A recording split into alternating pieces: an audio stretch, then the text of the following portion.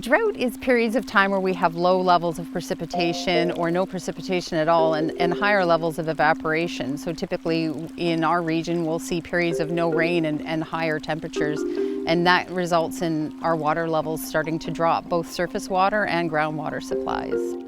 Here on Vancouver Island, we are known as a place, for the most part, that has lots of water. And what we've been seeing over the last decade or two is during our summer seasons, we're getting hotter weather and less rainfall. So this is having an impact on the place we live in, the place we belong to. The time is really now to start upping our approach and looking at community and individual levels, what we can do to help protect our water sources.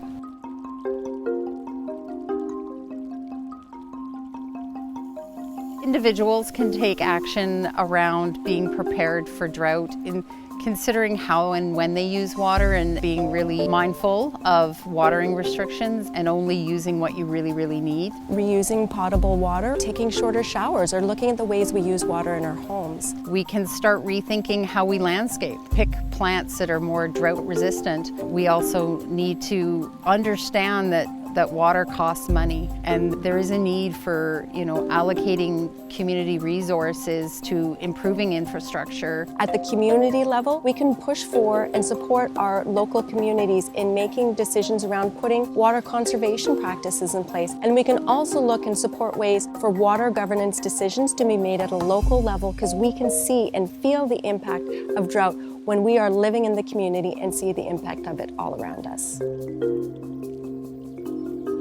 The impacts for not being prepared is the obvious public health impact. If we don't have water, that's an immediate public health risk to people. There's direct impacts where you can have a shortage of drinking water supply. We also can have an increase of things such as dust-borne diseases because we do have less moisture in the ground and more dust in the air. We can also see things with regards to our food security. Also, really important is the mental health impacts of drought within our community. People's livelihood that depends on our sources of water can be very affected. The places we go to for recreation or solace or for cultural practices can look completely different. So I think we all can play a part, and I think we need to rethink our relationship with water.